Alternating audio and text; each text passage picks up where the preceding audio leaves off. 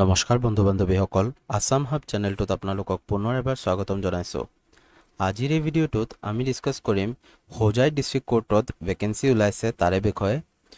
কি পোষ্ট হয়, eligibility criteria কি হ'ব, কেইটা পোষ্ট আছে, এজ লিমিট কি, সকলোবোৰ ডিছকাছ কৰিম আমি এটা এটাকৈ। জাষ্ট ভিডিঅ'টো আপোনালোকে এণ্ডলৈকে চাব। চেনেলটো নতুন থাকিলে চেনেলটো ছাবস্ক্ৰাইব কৰি দিব এণ্ড টেলিগ্ৰাম চেনেলটো জইন কৰি ল'ব, কাৰণ তাতে ষ্টেণ্ডাৰ্ড ফৰ্মটো দিয়া থাকিব। ব'লক এতিয়া ভিডিঅ'টো ষ্টাৰ্ট কৰোঁ। ইয়াত আপোনালোকে দেখিছে যে নেম অফ দ্য পোষ্ট হৈছে পিয়নৰ পোষ্ট ওলাইছে। টোটেল 4টা পোষ্ট আছে আৰু আপোনালোকৰ ইউআৰৰ কাৰণে 2টা পোষ্ট ৰখা হৈছে, OBC কাৰণে এটা আৰু শিডিউল ট্ৰাইব হিলৰ কাৰণে এটা পোষ্ট ৰখা হৈছে। এতিয়া আপোনালোকৰ চেলাৰী ষ্ট্ৰাকচাৰ ভাল হয়, 12,000ৰ পৰা 52,000লৈকে চেলাৰী দিয়া হ'ব। লগতে গ্ৰেড পে থাকিব আপোনালোকৰ 3900ৰ, ঠিক আছে। আৰু যিবোৰ আপোনালোকে বেলেগ বেনিফিটছ পায় সেই বেনিফিটছবিলাকো পাই যাব। ইয়াত আপোনালোকৰ ইণ্টাৰভিউ হ'ব, কোনো ৰকমৰ ৰিটেন এক্সাম নহয়। ইয়াত মোড অফ চিলেকশ্যন ভাইভা দিয়া আছে। জাষ্ট আপোনালোকৰ মুখেৰে কেইটামান কুৱেশ্যন সুধিব, তাৰপিছত চিলেক্ট কৰিব আপোনালোকক। এতিয়া কোনে কোনে এপ্লাই কৰিব পাৰিব? এলিজিবিলিটি ক্ৰাইটেৰিয়া একেবাৰে চিম্পল হয়। মিনিমাম আপোনালোকে ক্লাছ 8 পাছ হ'ব লাগে, কিন্তু 12 পাছ হ'ব নালাগে। মানে ক্লাছ 11লৈকে পঢ়িছে, পাছ কৰিছে, হৈ যাব। ক্লাছ 12 পঢ়িছে কিন্তু আপোনালোকে যদি ফাইনেল এক্সাম দিয়া নাই বা আপোনালোকে পাছ হোৱা নাই, তেনেহ'লে আপোনালোকে এপ্লাই কৰিব পাৰিব। মানে ক্লাছ 8 পাছ হ'ব লাগে, কিন্তু 12 পাছ হ'ব নালাগে, ইন চিম্পল, ঠিক আছে। আৰু যদি আপোনালোকে 12 পাছ কৰিছে তেনেহ'লে কিন্তু আপোনালোকে এপ্লাই কৰিব নোৱাৰিব। এপ্লাই কৰোঁতে আপোনালোকে কেইটামান ৰুলছ মনত ৰাখিব। Candidates have to submit A self declaration certificate. এটা চেল্ফ ডিক্লেৰেশ্যন চাৰ্টিফিকেট আপোনালোকে দিব লাগিব যে আপোনালোকে হাই ছেকেণ্ডেৰী পাছ কৰা নাই, ঠিক আছে। আৰু লগতে আপোনালোকৰ যদি কোনো স্পেচিয়েল স্কিলছ আছে, লাইফ স্কিল আছে, যেনেকুৱা আপোনালোকে ড্ৰাইভিং, প্লাম্বিং, কম্পিউটাৰ কাম কৰিব পাৰে, টেকনিকেল স্কিলছ আছে কিবা, সেইটো আপোনালোকে প্ৰেফাৰেঞ্চ পাব, ঠিক আছে। নেক্সট কৈছে আপোনালোকৰ candidate must B Indian citizen. এইটো চিম্পল, এইটো চবেই জানেই। এজ লিমিট হৈছে আপোনালোকৰ মিনিমাম 18 ইয়াৰ্ছ, তাতকৈ কম হ'ব নালাগে, আৰু মেক্সিমাম 40 ইয়াৰ্ছ।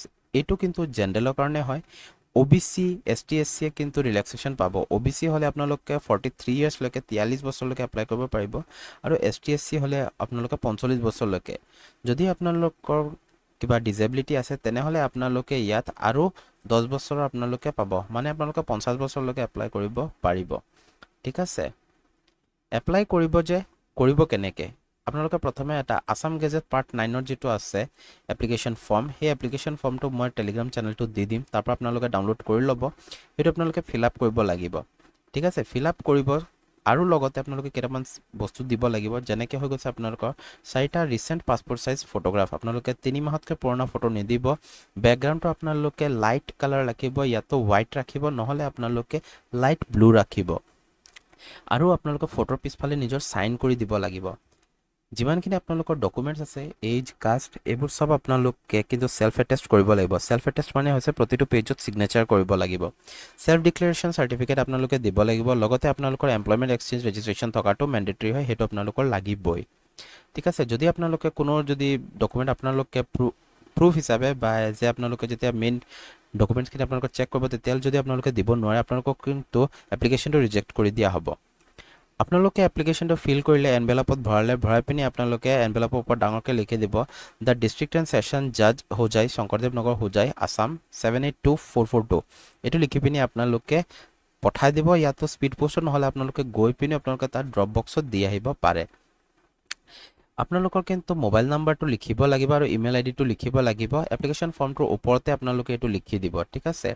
31 জুলাইলৈকে আপোনালোকৰ লাষ্ট ডেট আছে, সন্ধিয়া 5টা বজালৈকে। তাৰপিছত কিন্তু আপোনালোকৰ এপ্লিকেশ্যনবোৰ একচেপ্ট কৰা নহয়, এইটো মনত ৰাখিব। অলপ দিন পিছত তাৰপিছত আপোনালোকৰ চিলেক্ট লিষ্ট আৰু ৰিজেক্ট লিষ্ট বুলি আপোনালোকৰ ৱেবছাইটত দিয়া হ'ব, তাত আপোনালোকে চেক কৰিব পাৰিব। এইটো হৈছে আমাৰ অফিচিয়েল ৱেবছাইট, এইটো আপোনালোকে চেক কৰি থাকিব পাৰিব। যদি কিবা ডাউট থাকে আপোনালোকে কিন্তু কমেণ্ট ছেকশ্যনত সুধিব পাৰে, নহ'লে মোক পাৰ্চনেলি মেছেজো কৰিব পাৰে, ঠিক আছে। মই ৰিপ্লাই কৰি দিম। আৰু আপোনালোকে জনাব আপোনালোকে কোনটো ডিষ্ট্ৰিক্টৰ পৰা এপ্লাই কৰিছে, এইটো কমেণ্ট ছেকশ্যনত জৰুৰ জনাব। লগ পাম অতি সোনকালে আন এটা নতুন ভিডিঅ'ত। Thank U.